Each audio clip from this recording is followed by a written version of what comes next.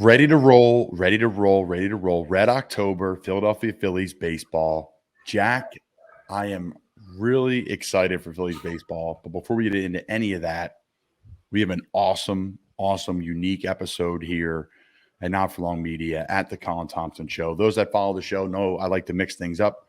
No, I'm not just a football guy. I try not to be, at least, because that's not really who I am. We try to have different people on. So expect a staggered lineup for the rest of the season of someone not in football, somebody in football. Obviously, it's easier for me to get some football people on because a lot of my buddies are in football, and we've done that, right? Earlier in the season, you've seen a heart of our interviews and material be all football. But we're going to mix things up. We have Matt Atkinson coming on from Lost Boys Creations in Key West, Florida. Matt and I become buddies because I just kind of went into a shop one day and loved this product. His hat is all over Key West. It is the local's choice. That is for sure. Every band that comes into town, they're rocking his hat. They have an awesome studio in there. They're a former really surf shop, skateboard shop, apparel clothing shop now on steroids because their apparel is just taken off with their awesome logo. It's Lost Boys Creations. Check them out online. They ship all over the place. They have awesome material, awesome product, great logo. Absolutely love what Lost Boys got going on. So Matt Atkinson, check them out. They're the hats I wear into the game pretty much every week. So if you're looking for the link, just go pop on my Instagram, and I have them all tagged through there. Lost Boys Creations. Matt Atkinson's joining us today. He tells a story, an unbelievable story to make it in the apparel business with just a logo to now what he does is really, really impressive and really, really hard to do. We sell apparel here at Not For Long Media. It's really, really hard to do. So shout out to Matt. Shout out to Lost Boys Creations. You guys do a freaking kick-ass job. And this interview was awesome. Again, part of the summer series. Summer series is starting to wind down. It helps me get through the early part of the season when we're really busy. I do 5-10 interviews, and then we kind of sprinkle them in throughout the season. So Matt joined us in the summer, late July, and we're putting it out now. We're recording October 11th. Like I said, Jack, Phillies baseball's here. You got the Sixers hoodie on. Basketball season's on the way. NHL is back tonight. MLB is back playoff-wise tonight after a little bit of a break. So I'm jacked up for the Phillies, man. I know you are as well. Yeah, I mean, it's been awesome seeing every Philly sport sort of thrive. And even though the Flyers aren't thriving, I was listening to, I forget his full name, I believe it's John Tortorella. I know he called Torts, the Flyers head coach. He brought in a lot of basically a breath of fresh air into the Flyers. I'm not super into hockey. I just know it's kind of been a mess. They need to shape things up. But he talked about like not bringing in Johnny Gaudreau. He's like, we need to fix this thing from like the top to the bottom. He basically said it would basically be putting like lipstick on a pig, essentially. He didn't say that verbatim, but that's how he said in the interview. And it's nice to see that like people are sort of like starting to clean up what was going on with the Flyers. And Phillies are the best that they've been over a decade. Eagles 5-0, Sixers, the hype is there. James Harden's the guy, so it's exciting to see all this. James Harden today. I was scrolling through The Athletic. If you like sports, guys, and you like subscribing to things and paying a little bit of money for it, the best bang for your buck is The Athletic, in my opinion. I think I saw a headline. James Harden says he hasn't gotten credit for the act of selfness, but focuses on winning. I saw that. I read it on Bleacher Report. Bleacher Report had the exact same headline, and they pulled a quote, and that's like not really what he said at all. He just said the people in the media don't like respect him, and that's fine. He's just not going to mention it. He's going to keep going. He didn't really. I could be wrong. It could have been mentioned in the article, but the quote that I saw that was pulled in reference to that didn't even mention anything about the contract. Yeah. So I think that one might be clickbait on that, to be quite honest. Take it all with a grain of salt. Folks. That's that's kind of the world we live in when it comes to media. What's really going on in the building? Pulling quotes is not really what's going on in the building, in my opinion. We're going to leave it there. So. Yeah, man, an awesome episode today. Obviously, we have Matt coming on from Lost Boys Creations. Lots to talk about. MLB playoffs is really something I'm jacked about here. We have the Phillies game coming on at 1 o'clock. We're going to get to under the bus in the MLB. You bet. Jack and I are throwing you under the bus. But there's a lot of matchups going on this week I'm excited about. Really, just scrolling through it, excited for this Padres-Dodgers series. Two really good teams. Obviously, Padres are missing some really good players. That's a matchup that I'm looking to watch. The NFL slate this week, just team versus team. Awesome games. There always is, but there's like a half dozen of them this week, maybe more. And then the ones you don't expect to be amazing games are always amazing game. So a lot with the NFL schedule. The one game I circled is Niners-Falcons. Kyle Shanahan going back to Atlanta. I'm sure they've been back to Atlanta since he's been the head coach of the Niners.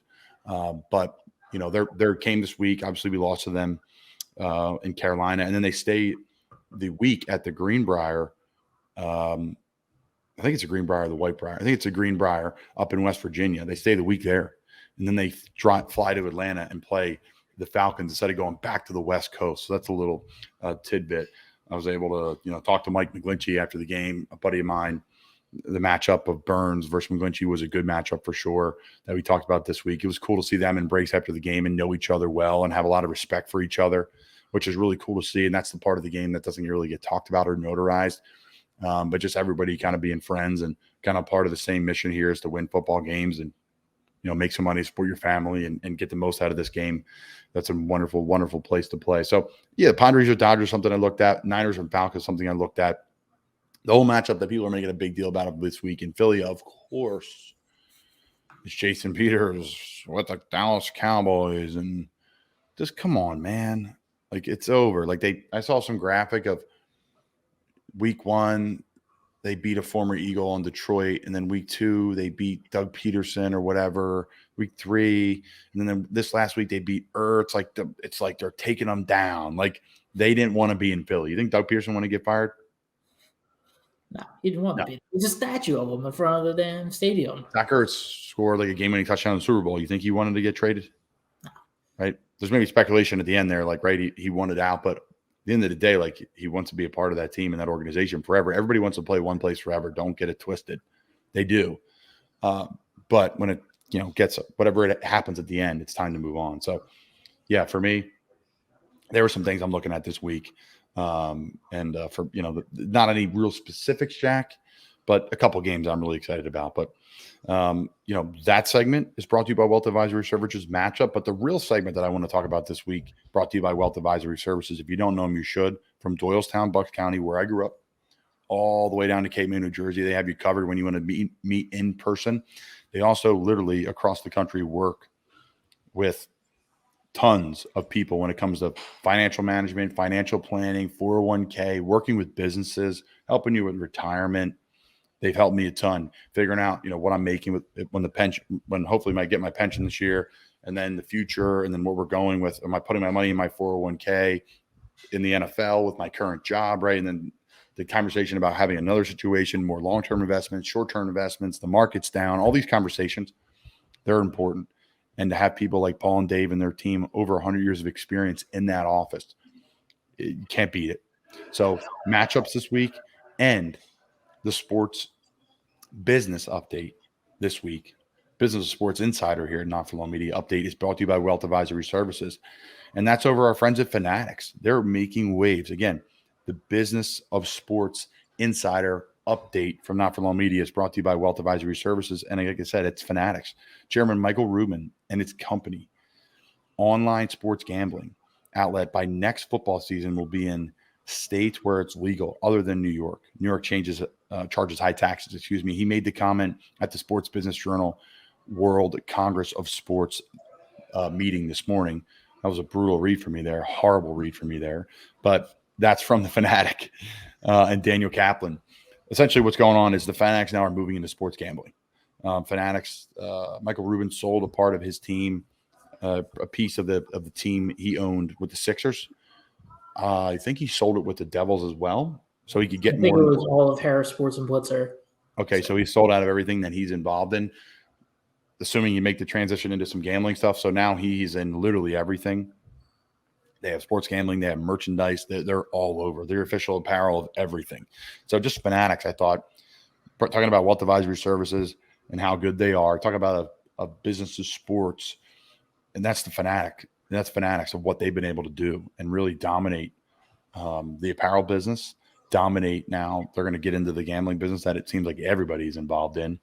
So, yeah, interesting things from the Fanatics and our friends over Wealth Advisory Services, wealthadvisoryservices.com. Are you a Michael Rubin fan? You must be, right? His Sixers, very visible. I don't. I'm not. I mean, I don't like Fanatics. I I have my reason. I don't like their quality of their products. I am a jersey purist. I don't know if you knew this much, but it's not as much anymore because I've started to get older and I'm like some of the age of some of the players. I have a bunch of jerseys. I have like over 50 some jerseys. So I love my old retro stitched. I just hate the fact that their jerseys are such low quality. The prices continue to go up. And then the Mitchell and Ness, who's historic, Philadelphia-based, historic for making such quality vintage throwback jerseys, were bought by were bought by Fanatics, and the product quality dropped immediately, very much. So I mean, I'm just from the jersey perspective of it. I'm sure Michael's a great guy. He's incredibly smart businessman for everything they're doing with everything, but just from the jersey side of things, not a fan. And I'm sure he doesn't even have say over that. I'm sure what's your fun? No, listen, Jack. Listen, it's a business, bro. It's okay. He's involved in everything. What you can be upset. We can disagree on this show. We don't need to pat everybody on the back. I pat everybody on the back, Jack. You can do that, but we're not going to when we throw people under the bus. But no, I mean, what's your favorite jersey you have, Jack? What's your top three? I got football. I have an Ocho Cinco Bengals. It's pretty clean. I have a Deion Sanders Falcons. And I'm trying to. I got an old. I'm trying to think of my number three. I got a Billy Cunningham Sixers one. I think that would round out my top three. Okay. So I keep it retro. I don't really have any new ones. The newest jersey I've gotten is I have a Jalen Reagor Eagles jersey. I got in August for $5 at a thrift store. That's my newest jersey purchase. Okay. Hey, I love it, Jack. It's always good hearing from you. That is our sports business update brought to you by Wealth Advisory Services. That's our matchup brought to you by Wealth Advisory Services. Not the players this week, more the games. There's a lot of great games going on. Obviously, there's so many matchups that are awesome inside those games. All right, so bus one this week, Jack, brought to you by Fudge Kitchen, fudgekitchens.com. Shipping fudge and sweet treats across the country. Starting to get a little warmer outside. Got some pumpkin fudge. Pumpkin fudge, Jack. It is unbelievable. We had it shipped down this week. So good. They'll ship it to you guys. fudgekitchens.com. Shipping across the country. They make it fresh. It sits there. It goes right into the USPS box after being wrapped up. Boom. Sent. Overnighted. Absolutely love what Fudge Kitchens got going on. So our Bus One member this week, brought to you by the original Fudge Kitchen, fudgekitchens.com, is Travis Kelce. How can he not be? 4 touchdowns last night. The guy's an absolute monster. The guy's been doing it for so long. He's the best receiver in the NFL. Receiver. What does that mean? Wide receiver, tight end. He's the best receiver of the football in the NFL. He has been for years. All my buddies are giving me crap for taking tight ends. Listen, they feed the tight ends the same. If you have 10 catches from the tight end position, you have 10 catches the wide receiver position, what's the difference? You can make the argument, too, that tight ends are targeted more in the red zone. There's more points when they score touchdowns. So it's my tactic every year is to take the 2 best receiving tight ends and put them on my fantasy team. Mark Andrews, Travis Kelce, it was Kittle. It's a lot of different guys, right? Who is it? Darren Waller. So there's a lot of really good tight ends in the league. Tons of them now. Tons. Teams have 2 or 3. So blessed to have a job, Jack. Blessed to have a job. So my bus one member this week, brought to you by the original Fudge Kitchen, is Travis Kelce. I mean, the guy is an absolute stud. He's been doing it forever. He's just an awesome dude from what I hear on, off the field. A bunch of my buddies went to the tight end U thing, and the guy said, everyone said that he's absolutely electric. So, I'm looking forward to meeting one day. Maybe have a good time with him one day. Maybe do tight end U one day. I'll be going just as someone to have a good time, Jack. I will not be invited to the actual event. You got to hit certain criteria to make that event. I don't know if I'll make that. But, bus one member, Travis Kelce this week. Anybody else stood out to you this week? Anybody on the Eagles game that you like, man, that person, because I know you're watching the Birds. Anybody stand out where there could be a bus one member this week? I mean, Jalen Hurts is just a consistent bus one person for his mentality. Just despite the win, nobody's thinking negative. He's I got to be better. I got to continue to be better. We got work to do. He's just such. That's what drives me crazy about Philly fans and Philly media. The guy's always been like that. That's all people want from Philly is high effort, production, steady every year, and high energy, right? The guy's an unbelievable leader. I just didn't get how they thought the whole narrative this whole offseason was, is he the guy? Is there even an argument? Who else? Nobody. It's over with now. I mean, everybody was maybe Deshaun Watson. And Deshaun Watson went to Cleveland. It has nothing to do with any other quarterback. It has exactly to do with the type of guy Jalen Hurts is. Look at his track record. The guy's a workhorse. Absolute workhorse. So Jalen Hurts. I mean, it's incredible. The QB sneaks is what I mean. The man squats like 600 pounds or deadlifts 600 pounds, and hit the QB sneaks. He's averaging like 3 or 4 yards a carry. Like you could legitimately make an offense off of just the QB sneak, and they would be effective. If there was no risk of injury, right? Of course, he would be playing running back, and he would throw it, and he would run it, and he would light people up. Now he can throw. It has nothing to do with like, oh, he plays running back because he can't throw, but he's so big, he's so strong, he's so fast. He would play running back too, right? He could play quarterback and running back. Yeah. Like for some reason, like his arm is shot one day, he can move the running back and be just fine and play in the NFL. Yeah, he's so athletic, such a freak of nature.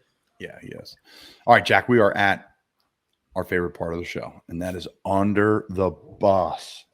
Jack, who are we putting under the bus this week? The Major League Baseball is getting thrown under the bus for their absolutely terrible scheming of postseason playoff gaming timing, just in general, the scheduling of games. I didn't even realize how bad it was. I texted Jay this. I'm like, the MLB wonders why they're not getting more viewership, more popularity, and then they go and they do this stuff. Guys, check out our show, Breaking Bats. Justin Ayers, Brian O'Grady, Ryan Ripken is going to be joining through the playoffs as well. He's been on the show, fantastic. Obviously, the big last name there, but he has nothing to do with the last name. He is well spoken. He's had an episode with the boys before. He's fantastic.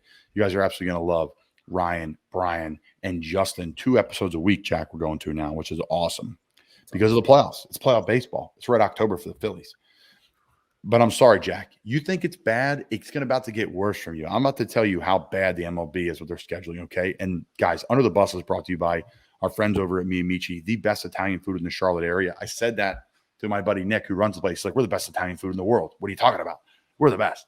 They are the best, guys. Unique appetizer, unique food, family-run business. Beautiful. The weather is gorgeous in Charlotte. Every day has been 70. Sunny, and the mornings are like cool, like 40s, 50s. And to eat outside on the porch is great. They got 2 big screen TVs in now there. We're watching college football. We're watching NFL football. We pop in there 2-3 days a week. It is the best Italian food, best atmosphere. There's light stuff. They have the best huge salads if you just want to go lighter, salmon, shrimp, whatever you want to put on top. And then they got the heavy stuff, the chicken parm, all those delicious meals. Amiche, the official sponsor of the Colin Thompson Show and the Under the Bus segment. So, Jack, the MLB, throw them under the bus. We got to take them to Amiche under the bus and feed them good, the best Italian food in Charlotte, because they need it. They need some good eats, Jack, to get their minds right because their minds are not right. Just let me explain this to you. So the Phillies are on at 1 o'clock today, Eastern time. Okay, fine. Horrible. But not as bad as I'm about to explain it to you. The Astros and Mariners are on. If you're in Seattle, the game is on at 12:30 for you. 12:30. If you're in LA for the Dodgers-Padres game, the game is on at 6:30 for you.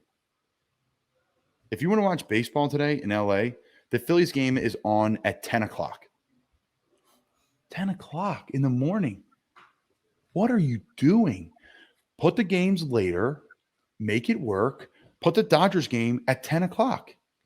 Put the Mariners game at 9 o'clock. Put the Phillies game at 7 o'clock. And in the middle, put the Yankees game. 8 o'clock. So it's 5 o'clock on the West Coast. I get it. The Yankees are a huge brand. Put it 5 o'clock on the West Coast. It's so easy to execute. Stagger them an hour apart. So you can be dialed in on the one game. Stagger them. Yeah. It's the most frustrating thing is the MLB, like you said, like the MLB right now is trying to do one game is just on at once, and then it's the next game starts. The NBA has it down to a science. I don't know why they don't follow the NBA playoffs when they're probably the ones that they want to mimic the most. I mean, they have half of the 8 games, whatever, on once, and they stagger them, like you said, one after the other. So after you're done the one game, you go right into the second half of the next one. I mean, that's what people care about. At the end of the day, innings flipping back and forth. Yeah, like the people that you're wanting to draw in, like the diehards are going to watch no matter what their time. The people you want to bring in are the casuals. The people that are trying to find something on, like go out to E4. They're going to care about the 6th, 7th, 8th, 9th innings. They're not going to care about the first 3. You know what I mean? I think we want to meet Amiche today for lunch to go watch the game. Seriously. It's oddly enough. We're throwing the MLB under the bus, and I think I'm going to go to meet Amiche for lunch today. Just what are you doing, MLB? Like, come on, man. Everyone complains that it's archaic, and you have all these archaic minds. Guys, It's so easy. It's playoff baseball. Everybody wants to watch it. People can't watch it at work. I mean, we're fortunate. I'm off on Tuesdays because of my job, but I work other 6 days, and I was in the office today for 4 hours. But like today's technically an off day. You're at work. People got to work. People are at school. What are you doing? Now, did you see how much tickets are for today's game in Atlanta? How The much? standing room only, the cheapest ticket is $8 because it's a 1 o'clock game. Meanwhile, at Citizens Bank Park for game 3 or whatever, cheapest standing room only is $200 per Great. ticket. And it's fine. People will pay whatever because it's such a great atmosphere. Like I would pay that because it is unbelievable. Like I went to a Phillies game years ago. It was Aaron Nola's first start with my wife when we just started dating. And I was like, Sid, this is great, but like, I don't know. This is really boring. Like the last time I was at a Phillies game was a freaking World Series game, probably before that, probably 3-4 years before that, whatever it was, 5 years before that. And because I went to college and I couldn't get to games and I was at Florida and all this stuff, but we went to a game when I was back at Temple. It's just a shame. Like the MLB, you're trying to get younger, you're trying to bring people in, and you do this. Like imagine Seattle. Like they're so jacked to be in the playoffs. They haven't been in forever. I was talking to Jacob Eason, our quarterback, who's from Washington. He's like, dude, they have not been in since like 01. And they're playing the Astros at 12:30 on a Tuesday. You got to go to work. And you're in Houston. They have a great following. 2:30 in Houston on a Tuesday. What is happening? Horrible. I mean, it's just bad. Like my father-in-law watches every Houston game when he goes home, pretty much year round. He flips the game on. You got to work. You can't flip the game on. It's going to kill your ratings. There's going to be empty ballparks. It just blows my mind, Jack. It really does. It's obviously it grinds my gears, as RA Rear Admiral will say, because it's just easy to do. Don't make it hard, and don't beat yourself. And they beat themselves. So that's it, man. Under the bus, MLB. We shoved them under the bus, and hopefully they have some Amiche to snack on while they're down there, so they don't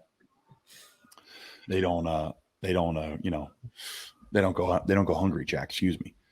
All right, so this week, pour some out, Jack. We're gonna pour some Som Sleep out. Promo code Colin. Som Sleep. Get Som Sleep. The best natural sleep product on the planet by far. Get Som Sleep. It puts you to sleep. It keeps you asleep, and you rise in the morning ready to go. Not that groggy stuff that you take and you're like trying to open your eyelids. No, it is natural. It is delicious, first off, and I absolutely love the product. It saved my career. I've talked about it on here many times before. So we're going to pour Som Sleep out. We're going to pour some out, Jack. Promo code Colin. For David Robinson, the starting closer, I should say, the closer for the Phillies. His second stint in the Phillies traded for him from the Cubs. He was with the Phillies a couple years ago, had a bunch of injuries. He was celebrating Bryce Harper's home run in, I think, the first playoff game, I think it was. Or I think it was when I thought it was yesterday or 2 days ago. Okay, yesterday or 2 days ago. I'm sorry. He is jumping up and down, celebrating, and he strains his right calf. He strains his calf, jumping up and down. As someone who has a strained calf, they're not fun. They suck. But talk about bad timing. Bad timing. You are celebrating a home run, and you pop your calf. Just absolutely devastating. I feel horrible for the guy. That's like a situation where there's nothing you can do. It wasn't like you're out and you're walking on the street and whatever, and say they were out after a big victory and they had a couple of drinks and he like strumbled on the curb. No, like this one's like non-avoidable. Like you're just so excited, and then this happens. It's sad, Jack. Any thoughts? I mean, it's just brutal. That's the Phillies, right? That all the Philly fans. That's our luck. I can already hear them. That's our luck. It's so unfortunate, just because, like I said, it's like the biggest game the city has had, or biggest series the city has had in a decade. Probably one of the biggest games in his career, and now he's sidelined just because he was celebrating his other team's success. Like you said, it's just an unfortunate string of luck. Hopefully, we've been past the Braves. Maybe he's healthy enough that he can take them out. I don't know how calf strain is as a pitcher and how much it would prohibit you out for. I know it can be like around a month or so at least. So maybe they just continue to progress far enough to which he returns, but it's not a devastating end for a season. Depends how bad it is. I don't want to be a doctor here, but I don't know how bad it is. But I would say a week and a half, the earliest he can come back. He's not running a lot. No. So if he could walk out there and pitch, it's worth it. It's absolutely worth it. Because he's just now, can he plan off the mound, all that stuff? Can he generate the same amount of power? Or is he going to be a liability?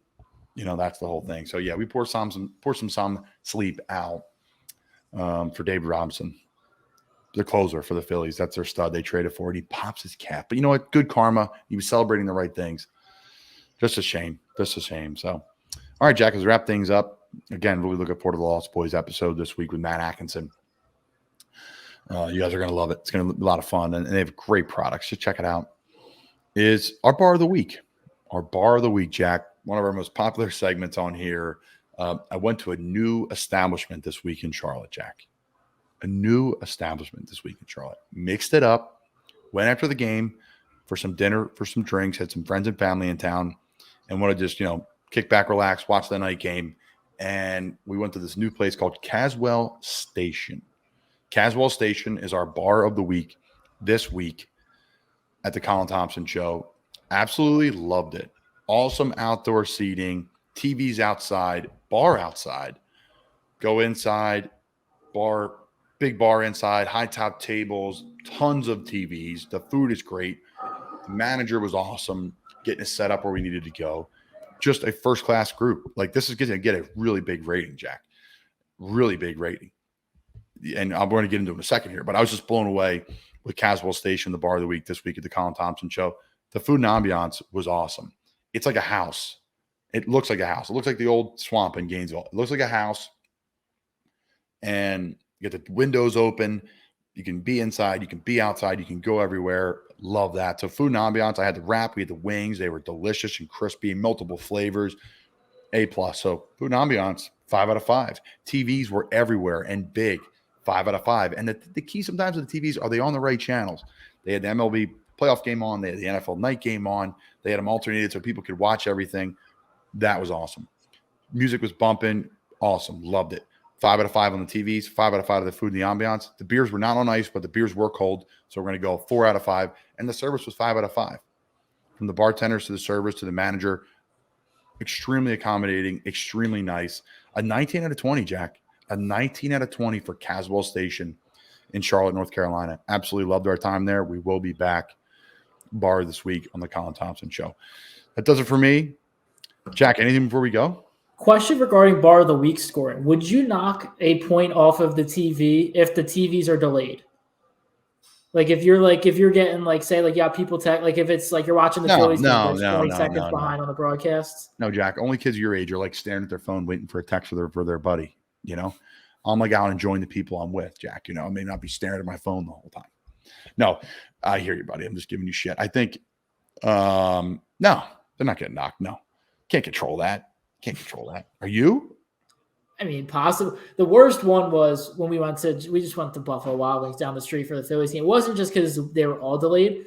The one above us was the giant, mimics the scoreboard was on time, but the TVs below it around the bar were off by 15 seconds. That's tough. So you got to watch 2 different things. You got to crane your neck up like that, or you got to hear the people behind you cheering and then wait 10 seconds to see what they're cheering or booing about.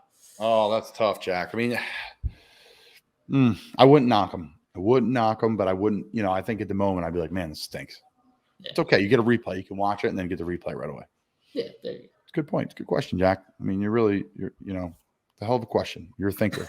Just like your hat, nice hat, Actions Over Words, our friends there, actionsoverwordsapparel.com. Just first class. They're raising a bunch of money this month for breast cancer awareness. It is October. So check out their website. A portion of what is sold goes to that charity of choice, actionsoverwordsapparel.com. Matt Atkinson's joined us from Lost Boys. Really hope you guys enjoy that. We touched on the matchups brought to you by Wealth Advisory Services.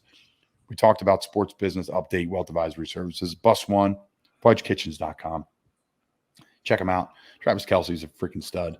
Under the bus, we just trashed the MLB and how they do the scheduling because the product's been great, but just get the scheduling right. Come on. I'm in Seattle. I'm so jacked for the playoffs. What time's the game? Noon on Tuesday? What are we doing? Me and Amiche, they'll take care of him, though. They'll feed him. Nick will talk to him and give his 2 cents. He'll get the MLB right. That's for sure. We're going to pour some out. Som Sleep, David Robinson, get that calf right, brother. Bar of the week, Caswell Station, Actions Over Words. Thank you guys for all you do. I'm Colin Thompson. That's Jack Connell. I hope you guys enjoy the Matt Atkinson interview.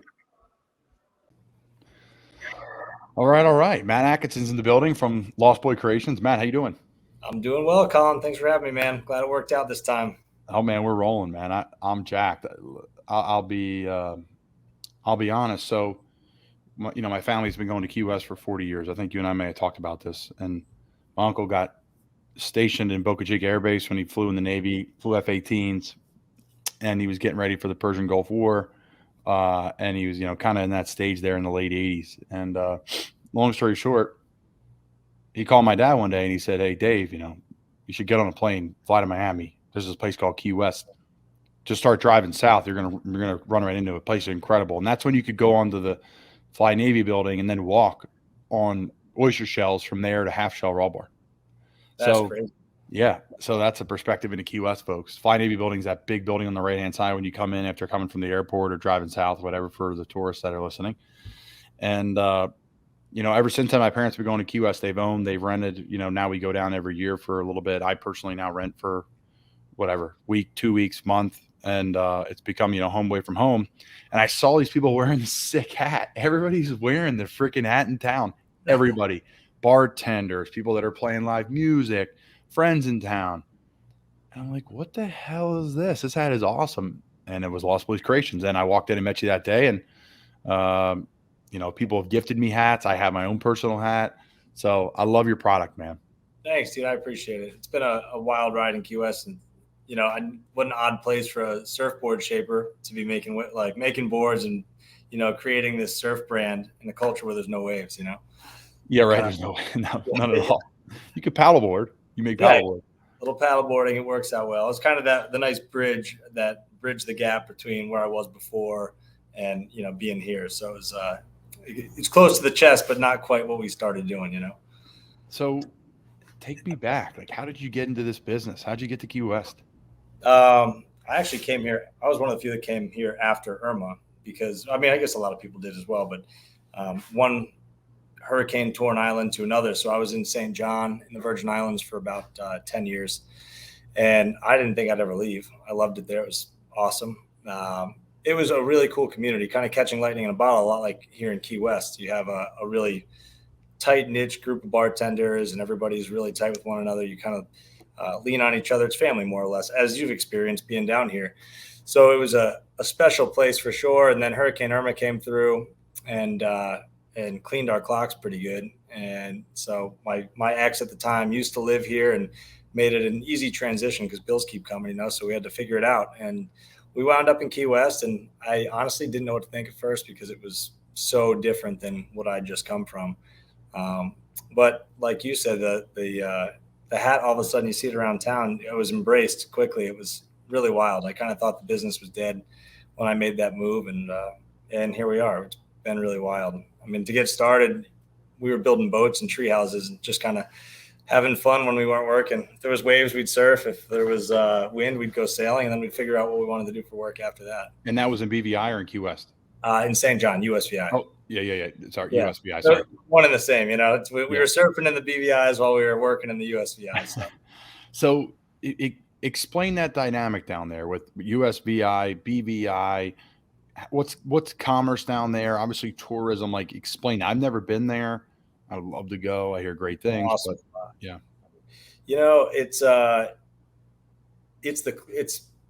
It's almost third world in a way. It's funky. There's definitely a huge dynamic, a huge gap rather between wealthy and poverty, and as there are in a lot of Caribbean islands. But the tourism is totally based, or the industry is totally based on tourism, restaurants, bars, boats, very similar to here in Key West. You've got a lot of charter boat captains and people that are running day trips and catamarans and snorkel trips. The only difference is when you get on that boat to go to where we would go to, say, Snipes Key or to Marvin or Jewfish Basin, one of these places where everybody meets up like a sandbar. Instead of doing that, we'd go into a different country. It was, a 30-minute boat ride, and you'd have to go check in through customs every time you went. And I never thought I'd know it, but I got to know my passport number just because of repetition every time filling out these forms 3-4 times a week. It's such a weird thing to think about. But even though it was less than a mile, there was a point where it was less than a mile from St. John to Tortola. That was still another country. You had to check into customs to go there. So, but they worked very closely. Commerce and the tourism industry, they bounced off of one another. And the hurricane and COVID obviously made it a little tougher, but I haven't been back in a little while myself. So I'm going to check it out. So before that, like, take us back. Like, okay, why USVI? Why the passion for the water? Where does this all stem from?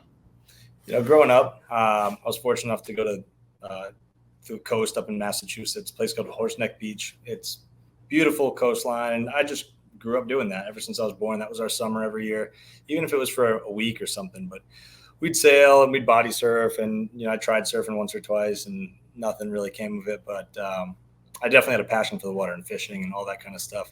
So going to college, I went to Endicott College in Beverly, Mass. Kind of in the similar area, right on the water. Just kind of, it hammered it home. I knew I needed to be by the ocean for a long time, and at that point, I was, big in the golf industry. I was doing food and beverage directing at a golf club, and I played in high school and college. I thought that was going to be the trajectory for the rest of my life. But in, my younger days, I was really fortunate as well. My parents were adamant about having us travel a lot, as opposed to having, a polo shirt or a brand new car or whatever. Ours, all the things that I received as experiences, which was awesome. That's great. And, so I fell in love with the Caribbean going down there when I was younger. And I'll never forget, it was like the light bulb went off. We were there when I was a junior in high school, maybe, and my mom looked at me, looked at all these young kids that were on a booze cruise like catamaran working. She was like, "Man, that's awesome, isn't that? They all went to college, they finished school, and they just decided to come down here and work." And it never left. It just stuck in the back of my head.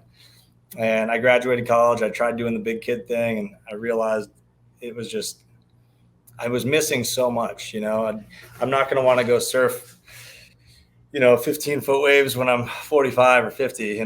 Big tree fall hard. You don't have much of a bounce back. So I wanted to go experience some of the more rugged and kind of out there living when I was younger. And between jobs, somebody had suggested the Virgin Islands, because you didn't need a work visa. I didn't need anything like that. It was easy to get a job, place to stay. Especially when I went there, it was a little bit more third world than it is now. There was no TV, no internet, no AC in anywhere. It was just, you had your house. You'd literally meet somebody, be like, "Oh yeah, I'll meet you over at this bar at 7:00," and that they'd be there. It was like the good old days before technology took over. But here we are talking now. It works in both ways. It does, man. It does. I do miss those days. I have fond memories as a kid. My parents had a place in condo in Truman Annex, and we would walk, my dad and I, as a boy, to the Half Shell Raw Bar for happy hour. That's still my favorite place on the planet. Just got a lot of memories there, and sat there a lot next to my dad and learned a lot of things about life. Very similar childhood, I would assume, and a lot of experience based. Not a lot of kids get to experience Key West in general, travel in general, and especially that island. And it's been unbelievable, man. Like it changed my life. It changed what I want to do. It changed the way I socialize, talk to people. I have a lot of friends, and I'm, attracted to more friends that are older than younger, because I sat at a bar stool next to my dad. And I think it's because I learned how to talk to people that were older than me and made friends and learned how to tell stories. And he listened to plenty of fish stories and all the captains coming off the boats there behind Half Shell. Especially there too. Yeah. That's hallowed grounds for fish tales, Yeah, man. So I, fell in love with the place, the whole town, been very lucky, but just a lot of fond memories of doing the same things that you were doing when it came to travel and experiences. Very, very blessed in my childhood and blessed now. Yeah. So how does Lost Boys come about? Where does it come? Like, how's it made? Where's the thought from? And then when did it make it? So when I got down to St. John, I moved down with a couple friends, totally on a whim. I'd never been there, but I knew I liked the area in the Caribbean. And like I said, I was drawn to it ever since that one experience. It was just something I had to do. And years of doing what we called the Cruise Bay 500, which is kind of like the Duval crawl of bartenders. I went from bar to bar over the 8 years I was there, and worked at a bunch of different spots and restaurants. That's where the money was. It was good.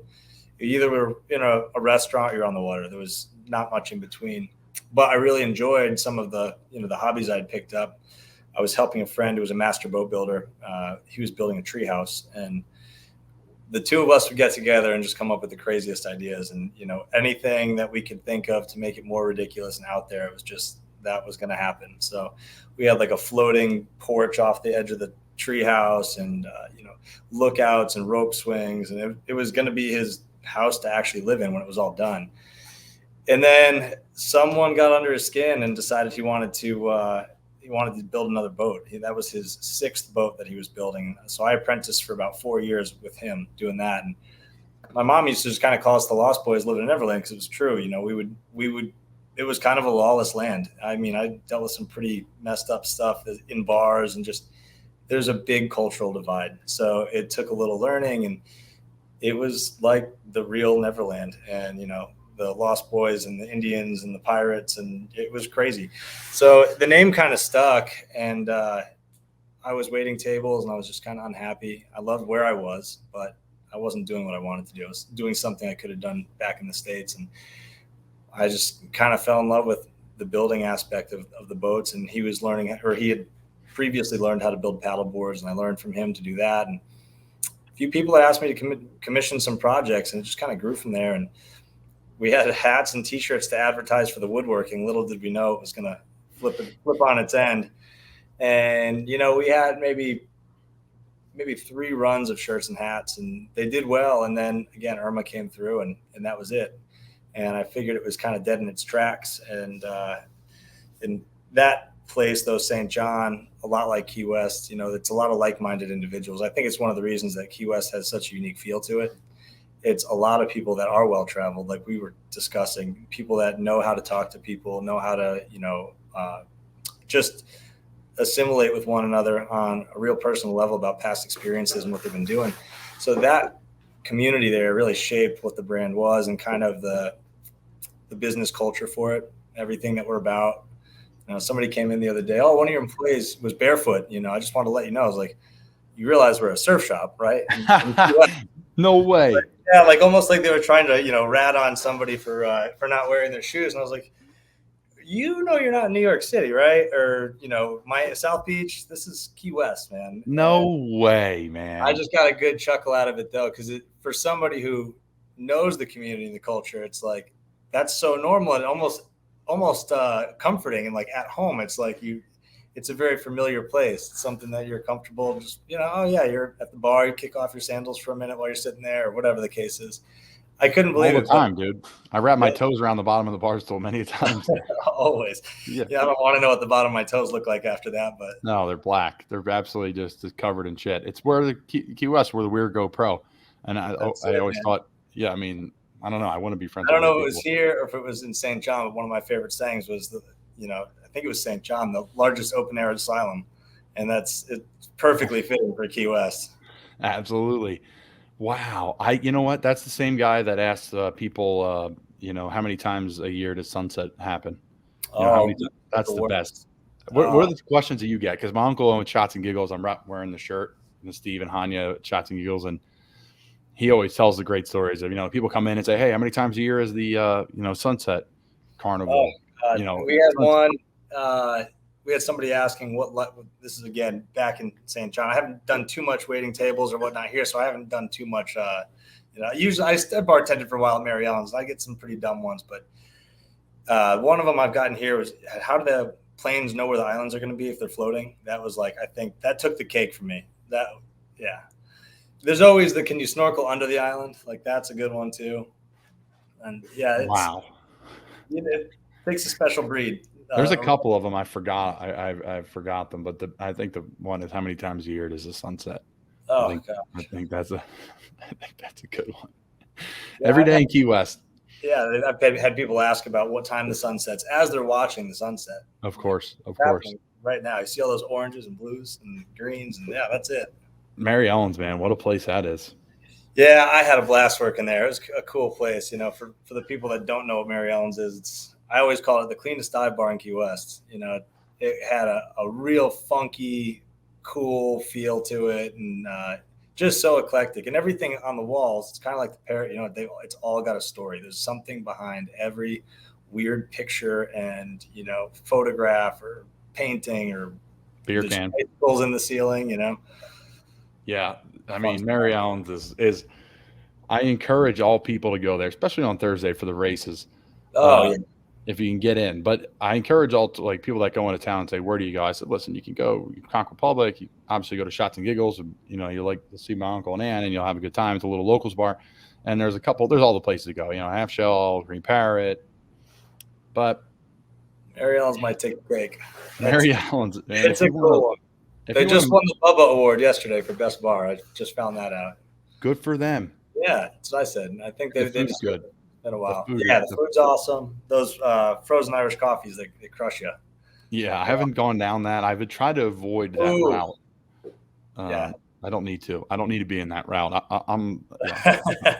I have enough stuff, when it comes to getting going there. Yeah. In Key West, with whatever that may be, a little. I mean, the blood. I don't know. I've grown out of the. I don't say I've grown out of the bloody vibe. So I do like a good bloody, but there's plenty of places in Key West to start your day. I cannot be any one of them starting my day there with a Irish, frozen Irish coffee. Fortunately, it doesn't open until 11, so you can't get after it too early. Yeah, exactly. At least it's almost noon. So tell me about your retail space. First off, nothing's ever made it there, right? Like, it used to be a motorcycle shop when I remember as a kid going by. Okay. I would look in the window and look at all the Yamahas and Kawasaki's. I'm like, look at all these dirt bikes. Like, what are they doing with these? They just sit here and they just collect dust for years. And then, obviously Charlie Max was across the street, and that was craziness. I don't know if were you with Lost Boys? Charlie Max. I wasn't here. I was in Key West, but I wasn't in this location. Yeah. So Charlie Max, Parrot. I mean, you're in a great spot there. But talk about your space there. Yeah, I fell in love with it when it was Anna Sweet's art gallery. Do you remember Anna? Yes. Yeah, Anna had amazingly talented artist, and photographer, and she just had a great eye for it. It was a really clean space, awesome gallery feel, and there's so many galleries in Key West. I mean, God, it's probably three per block, but this one just had a different feel. It was huge, big storefront windows, and it was just a lot of space. And I was in this little 300 square foot shop that I found on Craigslist around the corner from my old apartment down by Santiago's. And it was so small. And I would walk by here, and I did work with her a few times. I would just dream about having this retail space. And we were at a wedding, local friend's wedding out at the Lighthouse. And one of my friends said, hey, we're opening a bar on Southern Street. You should talk to my landlord. There's more space available. He didn't say what space it was. And I was just kind of, for shits and giggles, just, hey, let's see what they got to offer. And it was this space. And my heart dropped. I was like, oh my God, I could actually get into this place I've dreamed about for so long. And it came out of necessity too. We were getting busier. I was trying to really trying to pump out skateboard or surfboards and paddle boards and really try to up production of what we were doing because space was so limiting in the old spot.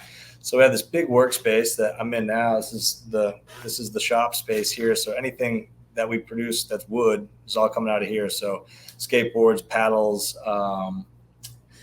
the paddle boards themselves. We're going to start doing some custom art pieces and rebuilding some stereo boxes, big speaker boxes for some instruments, and kind of a little bit of everything. But this was really the main reason. And then all of a sudden, this retail space, which I didn't think there was any way in hell I was going to fill because it's so big. It just lent itself perfectly to this kind of showroom feel. So out in front, we've got a little corner for live music where we've got touring and local musicians come through, and which has actually gave birth to our YouTube channel called Rockin' the Shop, which has been awesome. And we've had people from all over the country that have been coming down to play either at the Amphitheater, Key West Theater, Green Parrot, Hog's Breath. They've all been coming by and stopping in to do like a 45-minute live set, kind of like a Tiny Desk or Sugar Shack sessions. And so that's like a permanent fixture now in there, which used to be only a pipe dream. And we've got our showroom with all the paddle boards and surfboards. And we're just finally getting our concierge desk up and running. It's kind of turned into a catch-all for all of our hobbies and our passions. Usually my golf clubs are out in front waiting for my next round. Isn't that crazy though, man? Like, you work your whole, you just live your whole life, and you're just making do, and then you kind of just find your way into more passions, and eventually, like, you work less and you're more involved in your passions. Like, let's talk about that journey, man, because that's literally what happened. Wild. It's really crazy. Honestly, one of the weirdest things that I've encountered so far in this, and first and foremost, the word serendipity is like the most prolific word to me, because that's all this has been. It has been unique opportunity after another, or somebody walking in that I would never expect, and they've got contacts with so-and-so, or they want this, and everything just seems to fall into place, and has since I moved to Key West, and since this whole company has kind of come about. And the idea came around in 2014, and it was, again, more of a hobby than anything. And then when I made it to Key West, I decided to give it a full college try.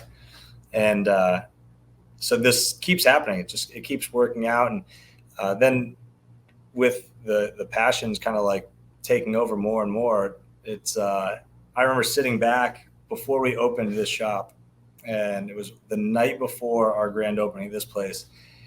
And completely subconsciously, this is exactly what my original business plan was. I mean, almost to a T, almost to the layout of the floor. And I didn't even think about it until we were done setting everything up. I looked around and I just had this weird epiphany, like, holy shit, I did it. Like, this is everything that business plan was supposed to be in St. John. And it took shape so naturally. And I'm so blessed to be able to do something that I like, and come to work every day and get artistic and creative. And I'm so happy. And it took a long time. As most small business owners that are probably listening know, it's brutal. It's ups and downs. And we thought this was gone twice, between the hurricane and then COVID. All but go. Everything was all but gone. And then the powers that be, somehow, that right person walked in the door. The building here opened up and we were able to slide in. So it's finally at that point where you can take a step back, and which is, I think, beneficial too, though, because it opens up those creative juices. They start flowing again. You can really look more abstractly at what you've been so close to for so long. Yeah, you're not in survival mode anymore with how you're going about your business on a daily basis. It's the same thing even in our profession. Every year I got to prove myself and make a team. I think my whole career will be that, and that's okay. Some guys have guaranteed money and could walk around and chew gum for all training camp and still make the team. I'm never be that guy, and I'm okay and proud to say that, because it's a great way to make a living. But there's some times where you feel a little bit more comfortable than others, and people think comfort's a bad thing. Well, I'm like, no, I can work on different things. I can look at it from a broader perspective now and say, okay, instead of just like, I'm going to be in the best shape of my life so I can run like a deer. Well, I may not be the strongest I've been, or I may not be, because a tight end or every position in football, you got to do so many different things. So it's like, now I can work on individual things and different techniques and find a way to make my business, which is my body and my play, work for me, instead of just like, hey, just doing enough to get by, or doing enough to make sure I'm in good enough shape instead of great shape. And then you have the finances to reinvest back in yourself, which in my world, physical therapists, massages, acupuncture, whatever. Yeah. That's so taxing and demanding. Even to get the play itself, just the training, Yeah. But you're in a similar boat. You get to do something, like you said. It might not be the guaranteed money that other players have, or whatever, but you get to do something that you love every day. Well, that's a cool thing. I try to preach that as much as I can to anybody that ever asks about this whole situation. And again, I consider myself blessed, as I'm sure you do, and that's always my first piece of advice. Just do what you love, because the rest will find a way to work itself out. No doubt. If you're passionate enough about it. Well, there's a couple ways I want to go with this. I think, well, first off, let me ask this: what are some of your favorite bars in Key West? We touched on Mary Ellen's, but I think Parrot is probably my favorite bar in Key West. Yeah. It's just so storied. I think it's wild. And then obviously you got to give love to the neighbors, Shots Giggles, Bearded Lady. I'm not much of a liquor drinker, so I always kind of stick with like these beer establishments for the most part. Retro Room's a lot of fun. That's right downstairs from where I live. Cool arcade bar. But I'd say those are probably my top hangs at the moment. Okay, and then food-wise in town, where are you bopping around to? Because Key West, For those that are listening at home, everyone's like, Key West, seafood town. And yes, great seafood. But there's great food all over Key West. Everything, all type. Yeah, I think that my go-to's Miso Happy. I was waiting for you to say that. I was hoping you said that. Yeah, I had it for dinner the other night. Well, then I'll get to this one in a sec. So Miso Happy, Lola's is spectacular. That's probably one of my favorite restaurants around. It's small menu. It's really cool, intimate environment. But man, it's Richard and Melanie do such an awesome job. They crush it. And you'll laugh at this one. Total guilty pleasure. I love Duffy's. I love Duffy's. It's a family-owned Outback Steakhouse. It's pretty much what it is. And I never see anybody I know. I just go hang out and grab my dinner and head out. It's a small town. You always run into everybody, which is great. Sometimes you just want to bury yourself in a booth and not see anybody and kind of hide out. The last one, though, I was going to say is one of my favorites of all time is Kojin / Foking Awesome, because it used to be Kojin. Now it's called Foking Awesome. It's on Duval Street. It's the same chef, same recipes, different name, different owner. Supposedly they're bringing Kojin back. I don't know if it's the same owners as before, so I don't know what's happening with that, but that's a good spot. Wow. I'm looking at the menu now. That's fantastic. And sometimes right, it's Key West, you got to kind of sift through stuff, right? Like any town. But if you're coming in from out of town like me, for you don't have to sift a ton because people tell you, hey, this is where the locals eat. This is where you go. Like you're almost like forced to go to these certain spots, but which is fine. You support your friends and it's cool. It's like a little family. And that's why we love going down there. It's like a little home away from home for us. You get in your rhythm, same spots. Yeah. You always do. Yeah. So I'm going to check that out. Foking Awesome. That's great. Yeah, that's a good spot for sure. All right, so some good bars, some good restaurants. What do you think? Okay, so do you follow pro golf? Yeah, of course. What do you think about Live? I know what you're gonna ask. I was gonna say I already know what you're gonna ask. It's tough for me to say because I'm a purist in the sense that I think the PGA is the PGA. It has that history. It's got that following. It's where we've watched all those great golf moments forever. And I think there's a legacy there that is really important. But you can't blame somebody like DJ for getting 135 million guaranteed. Man. I mean, that's absurd. And so I don't know if you're aware, and I just found this the other day, and I could have this misquoted, but I believe that those winnings or those earnings they deduct your winnings from those earnings, or they work that into your earnings. So say you win a tournament, I think the prizes are like 25 mil for first place for one of those tournaments. And I think that 25 mil works out of that 180 or 135 they already paid Dustin. So that was my understanding. I could be wrong, which I kind of think is weird because those guys can sit back and coast. I mean, they're all competitors. They're going to want to win regardless, but it's just kind of a weird pay like salary format. I don't know. Yeah, it's if you think about it this way, it's like a real pro athlete in the sense that say you have guaranteed money and you're really good. You're a player that goes to another team. If you don't do anything, like, your time may be short-lived, but you're still under contract. But if you do well, you're still going to get paid. You're going to be loved. You become a better golfer, and then we'll re-up your contract. So it's just like it's unique. It's different than one-on-one old school golf, right? Or not one-on-one, but tournament golf where you have to earn your pay. It's guaranteed money. Is one of the most grueling parts about the game, and I think it's one of the things that kept it so competitive and so tight for so long. You got people that are just coming up now that are, out earning rookies on tour, just squeaking out. And then these rookies got to go back to Q school or whatnot. I don't know if you've read the Rocco Mediate story against Tiger Woods. Awesome book. And he articulates that so well about how long he took to get his Q card and how many times he had to go back to Q school because he wasn't making that money. And I understand kind of where like Phil's perspective is about not being treated that great from the PGA. I think that's the right verbiage. I don't think you should put it that way, but it's funny to see Rory and Tiger really take the reins. And I mean, Rory is now the face of PGA, which is, crazy. I'm happy for him. He deserves it, but it's definitely a weird circumstance to be in. And I'll propose this to you. I'm just curious what your thoughts are. Do you think that they're going to be charging like a pay-per-view for these events now, where they got to come up with that money somewhere? That's what I'm thinking is going to happen. Well, do they have to come up with the money, or they have so much money they don't care? True. Yeah, But I I think feel like the rich don't stay rich by just shelling out a bunch of money. I feel who's like going to buy them out? That's the question. Not buy them out in the sense that, the product. Who's going to buy the product to air it, right? Because if it's that coveted, it needs to be aired not on YouTube. It can't be aired on YouTube. So it needs to be picked up by a network. Straight up, like, yeah, I think it's going to be a pay-per-view of some sort through. I don't think HBO would be able to afford it.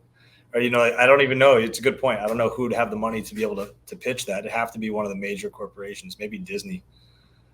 I mean, Disney's not touching that. There's so much drama behind it. You know what I could see happen? Imagine this company like Barstool say we're going to make our own TV show. And then oh my God, watch Portnoy go ahead and get in on this one. I can see that happening. What do you think about his business? Right there's a guy. You're from that area. He used to write about it in high school.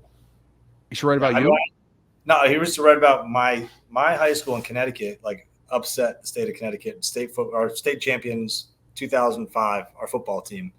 And, he wrote some little article when it was just a blog site. And I remember everybody like, oh, yeah, check this out, Barstool Sports, blah, blah, blah, blah, blah. And I went to school at Endicott College in Boston when he was getting going. It was a blog about college sports, it was nothing. And now I look at it and I'm like, I think back about when I first heard about him. Right? I mean, yeah, it was I don't know, 12th grade or maybe a freshman in college. And that's 2005, 2006. I mean, it was a long time ago. He was nothing. I actually ran into him here when he was doing his pizza review at Mr. Z's. And I was like, hey, dude, Boston boy, what's up? He was funny, man. He was a nice dude, but it's crazy. I don't even know what to think about it. It's so wide reaching. It's got so many facets to it. Pretty impressive what they've done too, especially with their merch. I mean, they can make the minute there's an idea or some show. I listen to a lot of their podcasts. They get boom, the t-shirt's made like 24 hours later. Like, and they can afford to do it. It's much. They haven't even gotten a picture of Portnoy in one, and they've got an image with it superimposed onto him from some event already. What did you rate Mr. Z's? I think it was actually pretty high. I think it was like, I say high, not New York or Connecticut style, of course, but it was like a 7.6 or something, 7.8. That's actually, yeah, actually he outscored that with Southernmost Mansion. Oh yeah, apparently their lobster pizza is awesome. I've never had it. It is. So I'm gonna have to try that. I went out there with a friend in Key West. Shout out to Jizzle, AJ, and he took us down there. Their lobster pizza. The guy who actually runs it's from New Hope, Pennsylvania, which is kind of where I'm from. And yeah, the lobster pizza is fire. Their pina coladas are fire. There's a lot of, again, cocktails are pretty good. Yeah. That's one of the places where like, you're like, all right, I'm gonna have a pina colada today on the beach, like in Key West. Okay, let me try it. Money. And you could also catch a snook while you wait for your pizza. Like there's snook right there. Yeah. Yeah. Right. Have you been to the Key West first legal run distillery? I've been once, and it was actually just helping a friend out with a project. He was doing some filming there, but I haven't gotten to like go and walk in. I actually live right across the street from there. That's in the old Coca-Cola, the old Coca-Cola building, right? Yeah. Yep. Yeah. I haven't gone in actually and talked to anybody. Well, I mean, I was just in the courtyard for filming. Yeah. Paul's the man. Paul's been on the show before. And Paul Menta, right? Yeah. Yep. I met him before. He's a really nice guy. Great guy, man. He was great. All right. Couple things. Are you an NFL fan or are you a Patriots fan? No, I'm a Jets fan. Jets. I got a lot of crap going to. I'm a confused sports fan. Being from Connecticut, I'm a Bruins, Celtics, Yankees, Jets fan. I'm all over the place. I know. Oh my gosh. How do you go function? to college in Boston? I'm just I'm bipolar, I guess. It's either we've got the best record in baseball or the worst team in football. It's one or the other. Oh man, that's tough. Well, hey, you're in a good area to go to a lot of games. And Boston's great. We joint practice. We're recording this on Monday, July 25th. We just finished up with Jake Martin, who's a buddy of mine who you guys just signed this offseason. He's an edge rusher. Super excited.